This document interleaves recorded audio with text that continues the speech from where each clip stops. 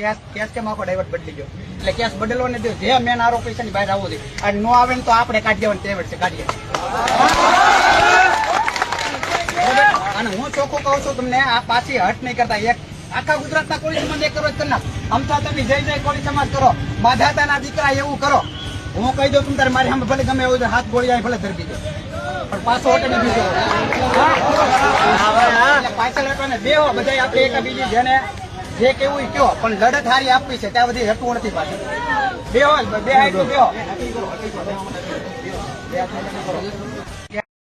ઈશારે કે ભાઈને વ્યક્તિગત પ્રસન્નતા કંઈક કરવી હશે કોઈ પણ નાનું બાળક સાંભળે તોય ખબર પડી જાય કે આ સ્ક્રિપ્ટેડ છે અને માયાભાઈ ને જયરાજ ને કઈક ને કઈક છાટા ઉડાડવાનું પૂરેપૂરું કાવતરું છે મારા બાપુ તો બજરંગદાસ બાપાના ખોળામાં રમેલા છે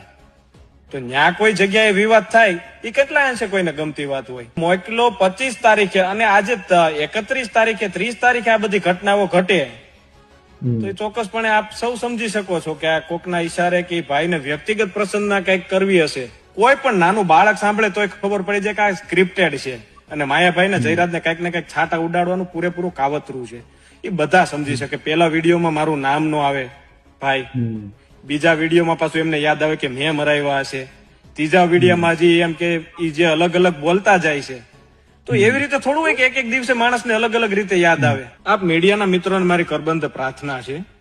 ખાસ કરીને આપ અહીંયા પણ થોડુંક આપની રીતે તપાસ કરો આની પાછળ આખું શું તંત્ર ચાલી રહ્યું છે બાપા બધાને સદબુદ્ધિ આપે બીજું તો શું કે ભાઈ કોઈ આગળ એવા પ્રૂફ પૂરા હોય તો આપના માધ્યમમાં હલો બોલો ને જયરાજ આહિર બોલું બોરડાથી હા બોલો મળવું તું ક્યાં છું બગદાણા કઈ જગ્યાએ આશ્રમે હે આશ્રમે હા તો ક્યારે મળું છું તમે કયો ત્યારે તો વાંધો નહીં પ્રસંગમાં છું હમણાં આવું ફોન કરું હું હતું હું એ રૂબરૂ વાત કરીએ હો કઈ વાંધો નહીં હા